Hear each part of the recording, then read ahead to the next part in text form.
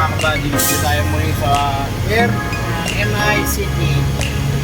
So, ang transaction natin ngayon ay dalawa. Magsusoli tayo at pick up. So, ngayon lang ako magsusoli. Yung mga nakaraang biyahe ko is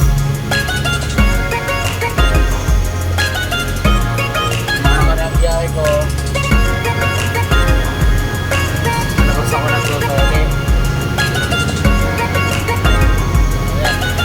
Ngayon, dito tayo. Hanapin ko to. Alam mo, mag-biro ako.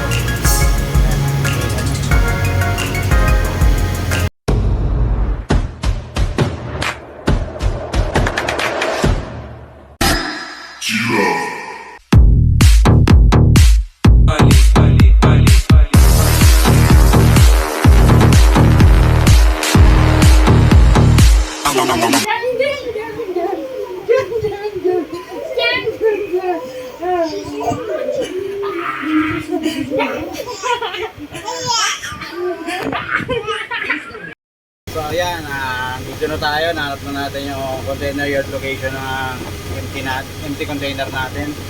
So waiting na lang tayo sa crane para tanggal tong karga natin. Tapos proceed tayo sa container yard location ng pick up naman natin na i-deliver natin sa Parañaque.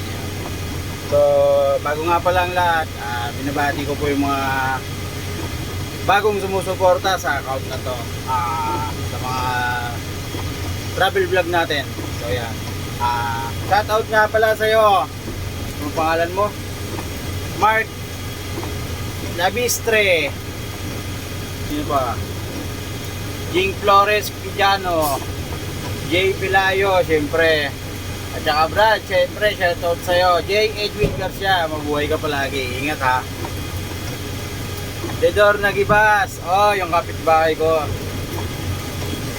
Babaero to dati pero ewan ko na lang ngayon ha. Siyempre.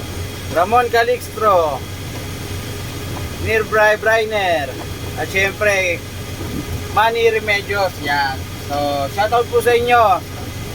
Sana umaba pa ang pasensya. Joke lang. So yan guys, nakikita nyo. Kung nakikita nyo naman, nandito tayo.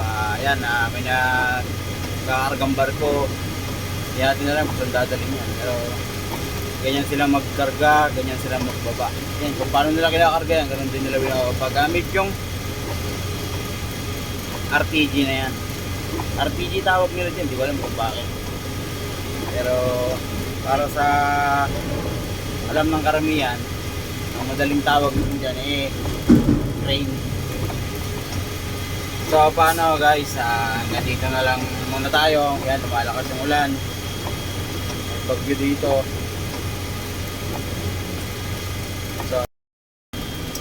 So ayan, dito na tayo sa